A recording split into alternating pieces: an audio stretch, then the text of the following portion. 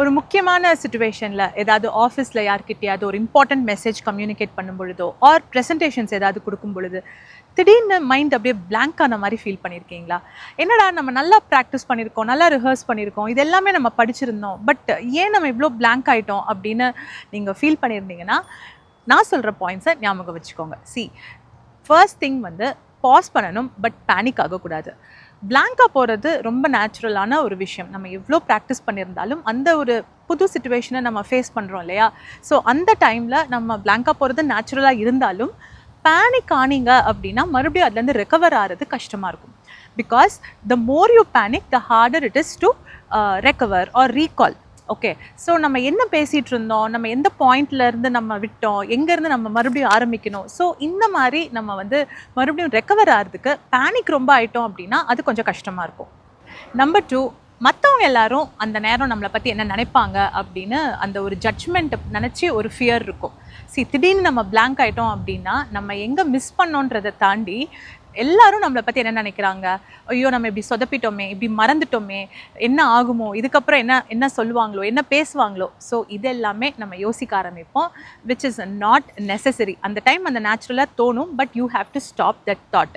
ஏன்னா அந்த தாட்ஸ்குள்ளே நீங்கள் போயிட்டீங்க அப்படின்னா மறுபடியும் நம்ம எங்கே விட்டோம், எந்த பாயிண்ட்லேருந்து திரும்ப ஆரம்பிக்கணுன்ற அந்த டாஸ்க்லேருந்து நம்ம அப்படியே டிஸ்ட்ராக்ட் ஆன மாதிரி தான். ஸோ உங்களோட ஃபோக்கஸ் உங்களோட டெலிவரியில் மட்டும்தான் இருக்கணுமே தவிர மற்றவங்களோட ஜட்ஜ்மெண்ட்ஸ் பற்றி இருக்கக்கூடாது.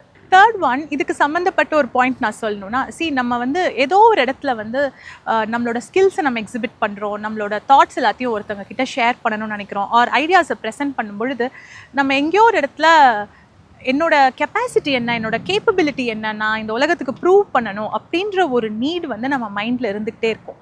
அதனால தான் நம்ம எங்கேயாவது பிளாங்காக போயிட்டாலோ இல்லை ஏதாவது தப்பு பண்ணிட்டாலோ இம்மீடியட்டாக நம்மளுக்கு அவ்வளோ ஒரு எம்பாரஸ்மெண்ட், ஒரு அசிங்கம் நம்ம அப்படியே ஃபீல் பண்ண ஆரம்பிப்போம். அது தேவையில்லை. நம்ம அந்த need to prove your self, அதுலேருந்து அப்படியே நீங்கள் வெளியே வந்துடணும்.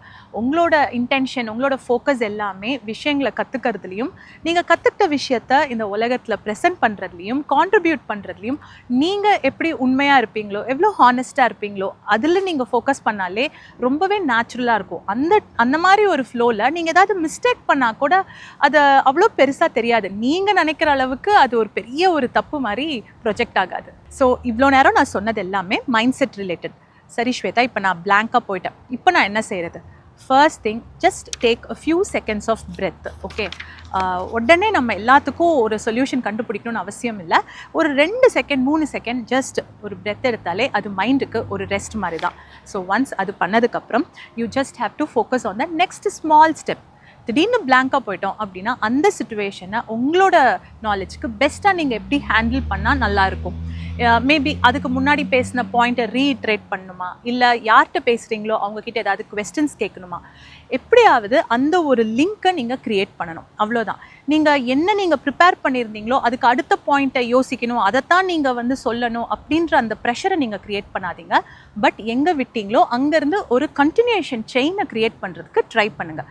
ஸோ இதுக்கு ட்ரிகர் வேர்ட்ஸ் மாதிரி நீங்கள் யூஸ் பண்ணலாம். ஃபார் எக்ஸாம்பிள், நீங்கள் ஒரு கண்டென்ட் ப்ரிப்பேர் பண்ணுறீங்க, ஆர் ஒரு ஐடியாவை நீங்கள் உங்கள் டீம் மெம்பர்ஸோடையோ இல்லை ஒரு கான்ஃபரன்ஸ்லையோ ப்ரெசென்ட் பண்ணுறீங்க அப்படின்னா எவ்ரி கீ பாயிண்ட்ஸ்க்கும் ட்ரிகர் வேர்ட்ஸ் மாதிரி ஆர் கீவேர்ட்ஸ் மாதிரி நீங்கள் யூஸ் பண்ணிக்கோங்க. அது ஒரு மென்டல் ஆங்கர்ஸ் மாதிரி இருக்கும்.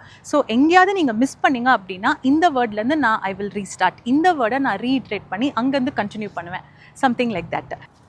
இதெல்லாம் தாண்டி நீங்கள் ஞாபகம் வச்சுக்க வேண்டிய ஒரு விஷயம், preparation and practice. Most of the times நம்ம பிளாங்காக போகிறதுக்கு ரீசன் நம்ம அந்த அளவுக்கு ப்ரிப்பேர்டாக இருந்திருக்க மாட்டோம். இன்னொன்று, கண்டென்ட் இருந்தாலும் நம்ம ப்ராக்டிஸ் பண்ணியிருக்க மாட்டோம். நீங்கள் ஒரு தடவை ட்ரை பண்ணி பாருங்களேன். நீங்கள் நிறைய ப்ராக்டிஸ் பண்ணி, அதாவது எப்படி நீங்கள் பேசுகிறீங்களோ அதே மாதிரி சிச்சுவேஷன்ஸை நீங்கள் மிமிக் பண்ணி ட்ரை பண்ணிகிட்டே இருந்தீங்க அப்படின்னா உங்களோட கான்ஃபிடென்ஸ் லெவல்ஸ் நிச்சயமாக பூஸ்ட் ஆகும். அதே நேரம் நான் முன்னாடி சொன்ன மாதிரி மற்றவங்க என்ன நினைப்பாங்க, ஆர் நம்மளோட கெப்பாசிட்டியை பற்றி அவங்க ஏதாவது தப்பாக நினச்சிருவாங்களோ, ஸோ இந்த மாதிரி இந்த அடிஷ்னல் எலிமெண்ட்ஸ் எல்லாம் நீங்கள் சேர்க்கும் பொழுது தான் அது அப்படியே ஸ்ட்ரெஸ்ஸாக ஆகும். அதனால தான் நம்ம பிளாங்காக போகிறத நினச்சி நம்ம ரொம்பவே ஃபீல் பண்ணிகிட்டு இருப்போம். இன்ஃபேக்ட் இந்த மாதிரி சிச்சுவேஷன்ஸை ஃபேஸ் பண்ணுறவங்க மறுபடியும் ஒரு முயற்சி எடுக்கிறதுக்கே ரொம்ப பயப்படுவாங்க, ரொம்ப தயங்குவாங்க. ஸோ அது எல்லாமே தேவையே இல்லை. நான் சொன்ன மாதிரி நம்ம எந்த அளவுக்கு ஹானஸ்ட்டாக இருக்குமோ, நம்மளோட உண்மையான ஒரு தன்மையை நம்ம வெளிப்படுத்தும் போது அங்கே மிஸ்டேக்ஸ் நடந்தாலுமே அது ரொம்ப நேச்சுரலாக தான் இருக்கும். அதை யாருமே அவ்வளோ நீங்கள் நினைக்கிற அளவுக்கு அதை தப்பாக நினைக்கவே மாட்டாங்க. ஸோ உங்கள் முயற்சிகளை எப்போவுமே நீங்கள் ஸ்டாப் பண்ணக்கூடாது. நம்ம ரிஃபைன் பண்ணிக்கிட்டே தான் இருக்கணும். Alright, on that positive note I am signing off. Hope இந்த கண்டென்ட் ரொம்ப யூஸ்ஃபுல்லாக இருக்கும்னு நினைக்கிறேன். உங்களுக்கு தெரிஞ்சவங்க கிட்டேயும் இந்த வீடியோவை ஷேர் பண்ணுங்கள். மறுபடியும் I will meet you again on another episode. Until then, take care. Bye.